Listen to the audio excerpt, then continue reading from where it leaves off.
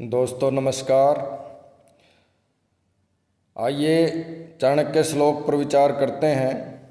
और चाणक्य ने जिस प्रकार धर्म, नीति, राजनीति, मित्र, पत्नी, गुरु, स्त्री आदि सभी के बारे में अपने अनुभवों से आने वाली पीढ़ियों का मार्गदर्शन किया है, उसी प्रकार राजा के बारे में भी चाणक्य ने अपने ज्ञान को अगली पीढ़ी तक पहुंचाया है।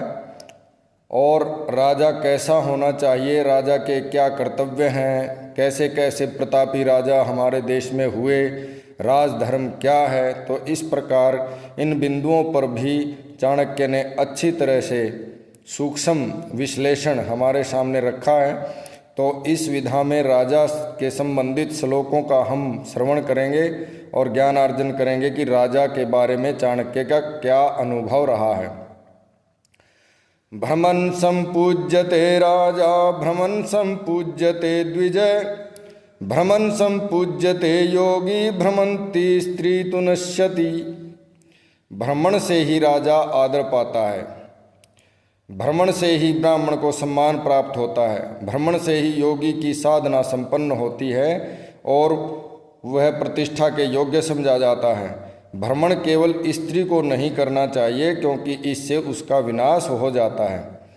जो राजा भ्रमण नहीं करता अर्थात अपने राज्य में घूमता नहीं है, उसे अपने शासन की व्यवस्था का सही ज्ञान नहीं होता, क्योंकि जो सेवकों पर विश्वास करके उसकी सूचना को ही सत्य मान लेते हैं, उनके सेवक राज्य की प्रजा का शोषण करते हैं और बदनामी राजा की होती है। इसी प्रकार आज के संदर्भ में भी ये बात विचार करने लायक है कि आज हमारे माननीय प्रधानमंत्री देश विदेश में भ्रमण करते हैं, तो लोग जो है कई प्रकार की टिप्पणियां करते हैं, लेकिन विदेशों में जाने से और देश के अन्य प्रांतों में भ्रमण करने से राजा को वास्तविक स्थिति का पता चलता है।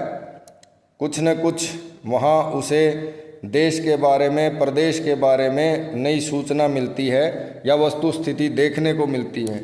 और यदि राजा भ्रमण ही न करे तो वह वास्तविक स्थिति से अवगत नहीं हो पाता। इसलिए राजा के लिए भ्रमण बहुत जरूरी है।